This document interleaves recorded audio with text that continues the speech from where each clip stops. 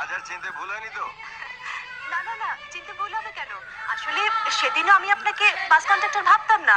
যদি জানতাম আপনি তরকারি বিক্রি করেন। কি মানে আমি তরকারি বিক্রি করি? আমি তরকারিওয়ালা? হ্যাঁ, বিক্রি না করলে এসব টমেটো, গাজর, ভেন্ডি সাইকেলে পেতে ঘুরছেন কেন? আপনি তো নারকেলও বিক্রি করেন। এই তো একটু আগে আপনি নারকেল নারকেল বলে চেঁচাচ্ছিলেন না? চেঁচাচ্ছিলাম না, নারকেলওয়ালাকে ডাকছিলাম। নারকেল কেনার জন্য, বিক্রি করার জন্য নয়। ও এমা, ছি ছি, সরি, ভেরি সরি। হ্যাঁ, আসলে আপনি নারকেল নারকেল বলে চেঁচাচ্ছিলেন না, আর সাইকেলে আপনার সবজিগুলো বাঁধা আছে, তাই তো পেছন থেকে আমি ভাবলাম যে আপনি তরকারিওয়ালা। বাহ! একবার সামনে থেকে দেখে ভাবলেন যে আমি বাস কন্ডাক্টর, একবার পেছন থেকে দেখে ভাবলেন যে আমি তরকারিওয়ালা। এখন আপনার এই মাথাটা ভেঙে আমার দেখতে ইচ্ছে করছে যে আপনার মাথার ভেতরে ঘিলু আছে না গোবর। Sorry, very sorry. হ্যাঁ, ভেরি সরি। এই যে হ্যাঁ, এইগুলো রেখে যান। ও হ্যাঁ হ্যাঁ, সরি। হ্যাঁ, ভেরি সরি, সরি।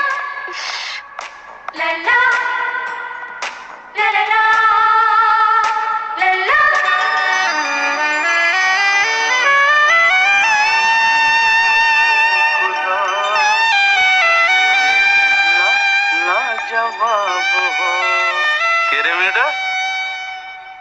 ওই যে বাসের মেয়েটা না? ফিগারটা কিন্তু গুরু এক ঘর, পুরো সুমরি মে কুমুরি।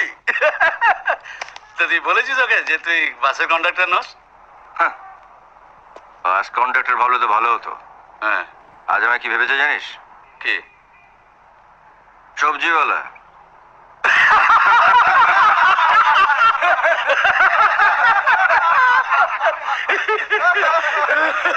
সবজিওয়ালা বলিস কি রে?